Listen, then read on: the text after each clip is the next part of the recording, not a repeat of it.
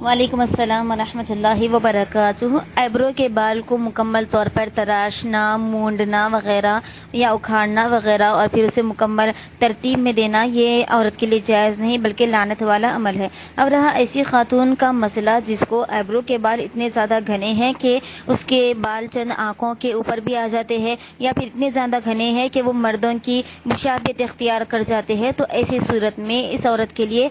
رخصت رکھا ہے علماء کرام نے کہ وہ اپنے ان زائد بالوں کو جو اس کی آنکھوں کے اوپر آ جا رہے ہیں یا پھر پلکوں سے مل جا رہے ہیں، ان بالوں کو وہ نکال سکتی ہے۔ اور اسی طرح اسی میں ہے کہ وہ خاتون بھی جو مردوں کے مشابہ بال اس کے ہو گئے، اتنے زیادہ گھنے ہیں اس کے ایبروز کے، اس کے بال